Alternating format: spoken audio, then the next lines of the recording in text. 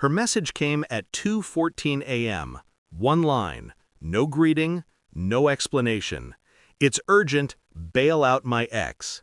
The words glowed on my screen like a confession she never meant to send. I stared at them in the dark, the room silent except for the faint hum of the ceiling fan and the slow, cold settling in my chest. My first thought wasn't anger, it was calculation. Who texts their partner that sentence? Who assumes the request makes sense? I waited. Seconds. Minutes. Then her follow-up came, voice trembling through a voicemail. Please, please just do it. He got arrested. I can't explain right now. I need you to trust me. Trust? Interesting choice of word. I replayed the voicemail once, then again, listening not to her panic, but to the background. A car door, upbeat music, laughter she tried to hide with her breath. She wasn't alone, and she wasn't afraid. I didn't answer. I let the silence press against her desperation. If it was real, she'd call. If it wasn't, she'd panic for different reasons. At 2:27 a.m., another voicemail arrived. I can't pay the bondsman's fee. My card, something's wrong with it. Please pick up, please. Something was wrong, yes, but not with her card. Something was wrong with the story she thought I was still naive enough to believe. The cold part of me, the one she'd underestimated for months, finally opened its eyes. Morning sunlight hit the edge of the kitchen counter when I finally checked the credit card portal. 3 cards, all maxed out. $6,200, Bora Bora Escape, one way. $1,100, premium travel luggage. $940, private car service. And then the smallest purchase, almost laughable, $78, bondsman's office deposit. She hadn't planned to ask me. She'd planned to leave quietly. Her text was the result of a single miscalculation. The bondsman wanted a fee she hadn't accounted for. The kind of mistake people make when they believe they're the smarter one in the relationship. The betrayal didn't feel sharp. No knife, no heat, just a slow, cold unfolding, like a sheet being pulled back to expose something rotting underneath. I sat at the table scrolling through the charges, noticing the timestamps. She'd booked her ticket before she left for girls' night. She'd tried the luggage website while I was making dinner. She'd called the private car service while pretending she loved the meal. Every act of deception woven seamlessly into ordinary moments. She'd smiled at me that night, touched my arm, kissed my cheek before leaving. Meanwhile, her exit strategy was already purchased.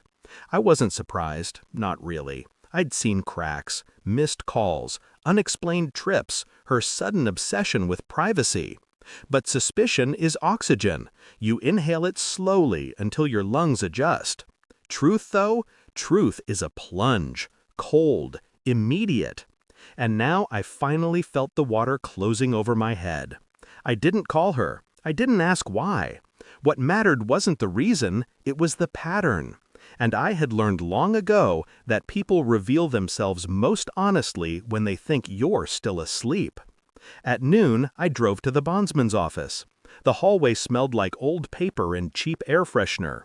The clerk, a man with tired eyes, recognized her name before I even finished spelling it. She said her partner was handling the rest, he muttered. Partner. Interesting word again. Did she tell you anything else? I asked. He shrugged. Just that she needed out of here fast. Said she had a flight. I almost laughed. Her escape was so meticulously planned. Until it wasn't. I asked for the paperwork. He handed it over without hesitation.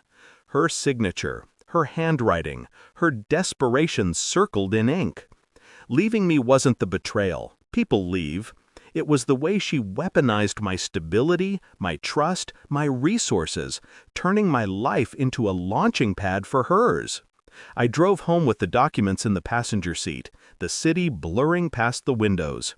My hands were steady, my breathing calm.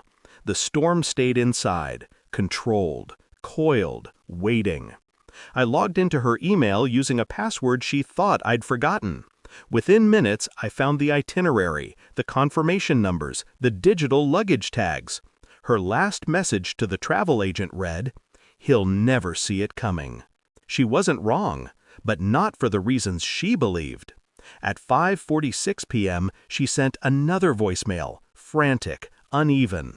"I can't get the fee. I need you. Please, I messed up. Please, just answer."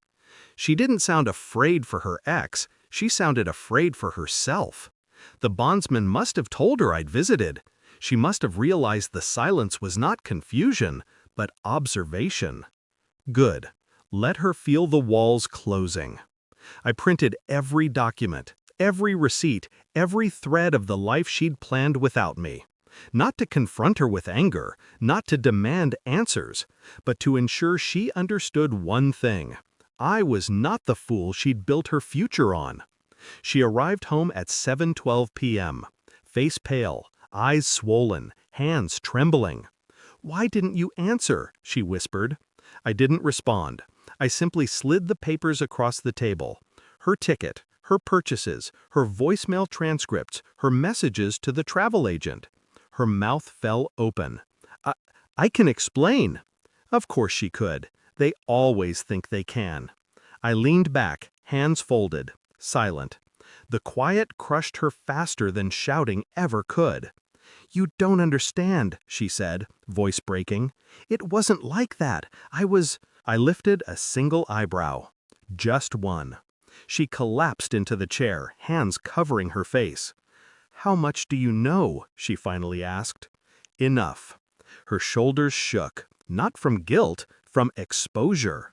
She was terrified of what I might do, but she had no idea that the worst thing I could offer her was composure. I stood slowly and placed one last item on the table, a printed screenshot of the card cancellation notices. I'd already reported every charge as fraudulent. Her ticket, her luggage, her car service, all reversed, all frozen. Her getaway evaporated with a single click. "I took care of the credit issue you mentioned," I said. My voice was calm, emotionless. She stared at the papers like they were explosives. You canceled everything?" "No," I replied. "I corrected everything." Her breath hitched. "But the ticket, my luggage, It's not your luggage if it's paid with my card." She sank back, tears falling without the dignity of sound. "I didn't mean to hurt you," she whispered. "I know. And you're just leaving me with nothing?" I met her eyes for the first time. "You had nothing before. You borrowed everything else." That broke her. No shouting, no threats, just truth, delivered cold. I left her at the table, surrounded by the ruins of a future she'd built on my credit, my trust, my silence. My keys felt lighter in my hand than they had in years. Outside, the night air was calm, unbothered, unaffected. Exactly how I felt. She would stay there for a long time, replaying every decision, every lie, every miscalculation, realizing none of it had collapsed because I was angry. It collapsed because I was awake. I walked to my car without looking back. People think betrayal breaks you. They're wrong. It clarifies you. And clarity, I've learned, is the quietest kind of revenge. I started the engine. As I pulled away, I let the final truth settle inside me. Cold, steady, undeniable. She tried to leave me behind.